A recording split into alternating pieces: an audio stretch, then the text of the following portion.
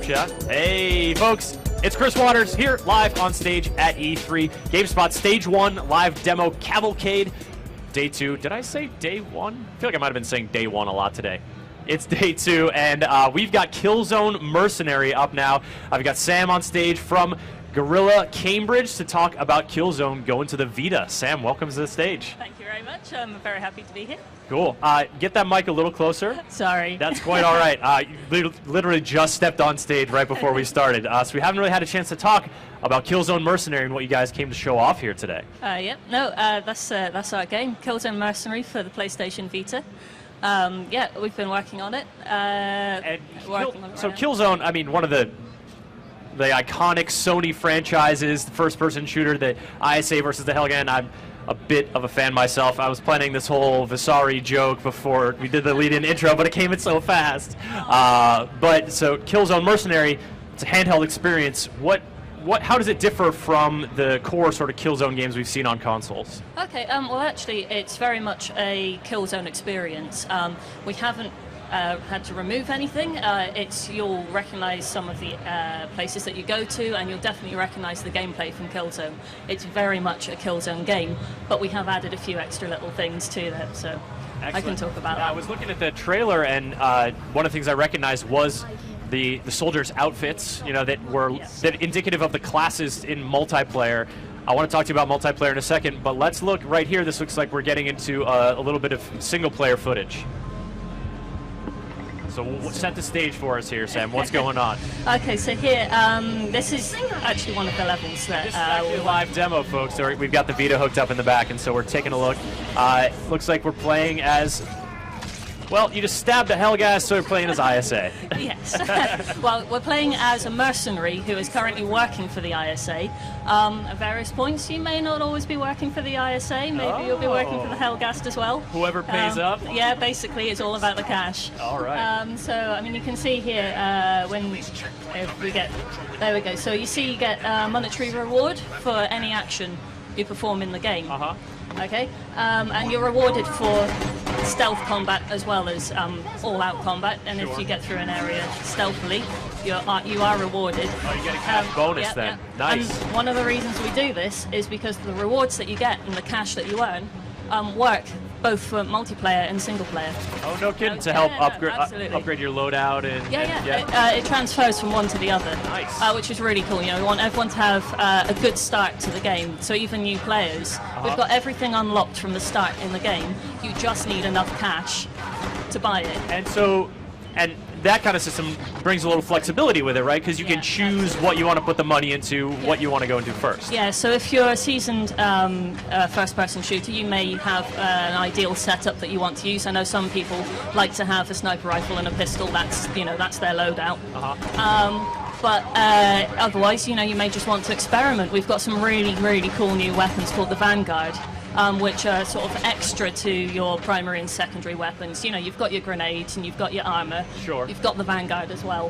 The one that we've got here is the Porcupine. It's a shoulder-mounted rocket launcher, heat-seeking rocket launcher. It's pretty awesome. Hopefully we'll get to see that in a minute. I just saw like a little targeting reticle sort of following a player. Is that the heat-seeking rocket launcher? Yeah, basically that's one of the really nice uses of the touchscreen that we've got in there. We didn't want it to be too intrusive, but in this case, it works really, really well. Because basically, So that was just a touch on the screen? You tap the screen, and where you've tapped on the reticle, it fires towards there. It's pretty satisfying. Ba-boom. Nice.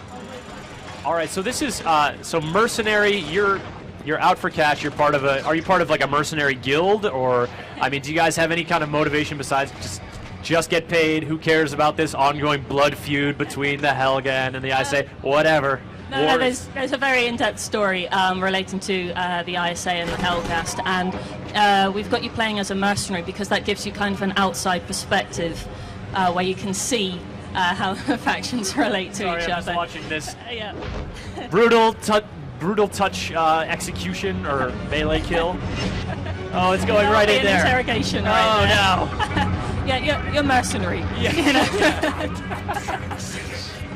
So you can gain intel as well. You can find out a little bit more about the game through interrogations. Okay, through choosing not to stab someone in his brain from underneath his chin. Yeah, no, you just scare him a little. There you go. Yeah.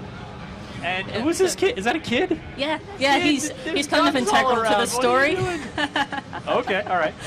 Yeah, so at the moment you're helping him through the level. You're trying to get him to safety, and yeah, he's quite important. But you'll find out about that when you play the game. So. All right. Well, as much as I'm curious to know what the heck this kid is doing, wandering around in this area, I really want to talk about multiplayer, because Killzone multiplayer is one of my favorites. I love the classes. I love the battlefield structure, the flow of matches. Talk to us about the multiplayer experience here in Killzone Mercenary on the Vita. Okay, so the Mercenaries multiplayer, you can play with up to 8 people, 4v4. Okay. Which works very well for the Vita screen, you know. Yeah. So as I mentioned, the loadout that you can get, you can buy anything that you want if you've got the money, and you can earn that cash in single player or multiplayer, and it all transfers over. It's all one single bank account. And let's talk about the loadouts. Are there different classes? The medic able to revive players, the engineer able to put down turrets.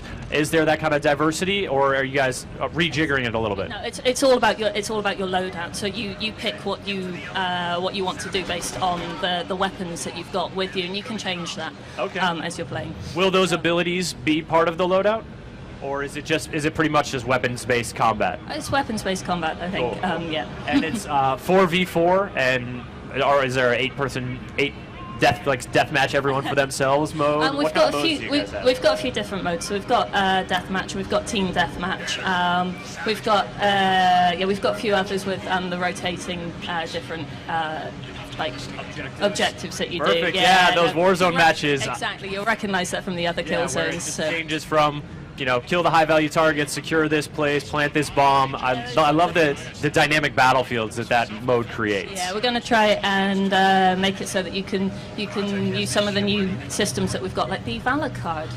Do you know about the Valor card system? No, please tell me about it. Okay, so this is a way that we're going to be ranking everyone online. Every day we'll look at everyone's earnings. Like I said, it's all about the money. So we'll be looking at everyone globally, everyone's money, and they will gain a ranking based on that compared to everyone else. So you'll get a Valor card from this. And that Valor card is worth money, and in multiplayer you can drop that Valor card if you're killed, and you can pick up other people's, and the idea is that you collect them, or when you collect either a suit or the entire deck, then you get a massive cash reward. Again, it's all about the cash, it's all about getting that money to get the really good weapons that you really, really want. Interesting. So the card system, obviously for kills and objective stuff, you're earning money. But when you kill a player online, they're going to drop their card, or a card, and you're going to basically collect these. What do they look like? I mean, are they like, trading cards of, Rico and Garza, or is it? There's one in the top left of the corner there. It's just a little blackjack symbol. It's like a deck of cards. They'll each have a distinct symbol, and you'll know which ones you get. And the different suits relate to the kinds of weapons that you've been using, so you can kind of see how people have been playing based on their Valor cards. Now, if this Valor card is the one that the player currently has, it's an angry face with a question mark above it. Does that just reflect the way you play, or does it influence the way you play? Does it give you any kind of attribute boost or anything like that? I believe it's just a reflection of your current style of play, and the idea is that you vary your style of play so that you can gain them all. All right, we've got some questions coming in here on Twitter.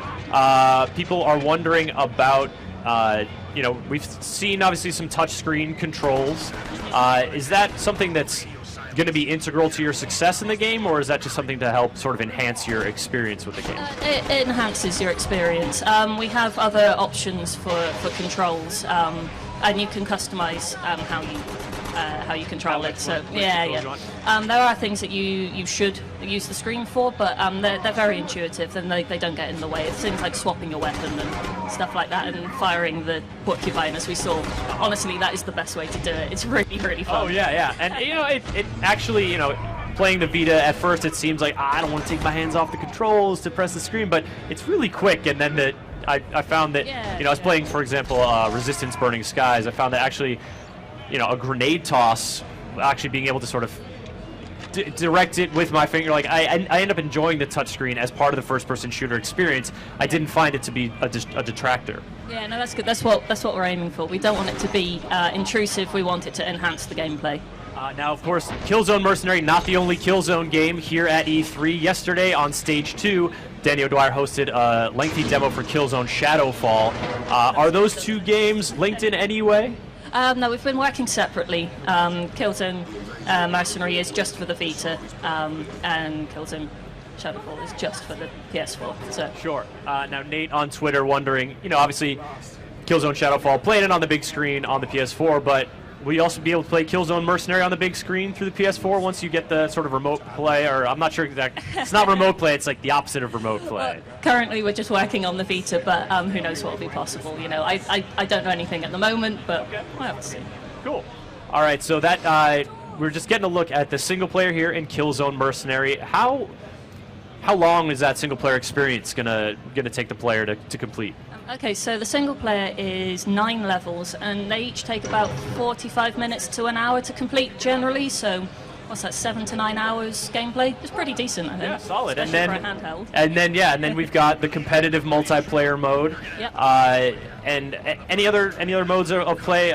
Any other features of Killzone Mercenary you want to talk about? So the 7 to 9 hours was the basic playthrough from start to finish of the single player. Once you complete a level, it'll unlock 3 different modes for that level, 3 different challenges, sorry. And in those challenges you're given a bunch of new objectives, which really encourage new gameplay styles. So we've got ones that will be either stealth or precision or explosive demolition kind of thing. So we just did that so that you can, we encourage people to try out different weapons and different styles of play, and it just really adds to the whole experience. It just completely changes how you play a level. Yeah. Feels. Yep. And as a reward for completing those objectives, you maybe perhaps get a lot of money. Yeah. Very cool. Interesting. I like the mercenary take. I like the idea of playing as on both sides of this conflict, which previously has been they're so diametrically opposed to each other. They hate each other. But in this world, there are also people who are like, yeah, whatever, you just pay me, I'll shoot somebody, whoever.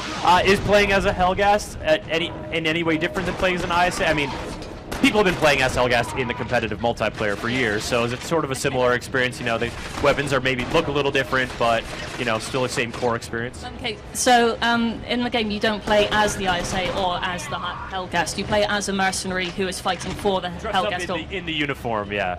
Well, you're always a mercenary, and the weapons that you have are your own weapons. It's actually very integral to the story. Oh, okay. It's got a very in-depth, very interesting story that will take you through and maybe make you question why you're doing it all for money. Maybe there's a little bit more to this war than just the cash, Okay. But you can just decide it's for the cash. It's fine. Very cool, Sam. All right, before we wrap up here, anything else you want to mention about Killzone Mercenary aside from telling folks when they can get their hands on it? Well, they can get their hands on it in the US on the 10th of September is when it's released. We're very excited about it. I mean, as you can see, we've got a Killzone experience on a handheld. It looks amazing, and we've tried to make it like it plays like Killzone. We really, really hope that you enjoy it. Very cool. Sam, thank you so much for coming on stage and talking Killzone Mercenary for the PlayStation Vita. All right, folks, I'm going to be heading off for a little break. Kevin Van Ord's going to be coming on, I believe it's Kevin, for the next demo. And then we'll be back with a day full of live coverage here from E3 2013.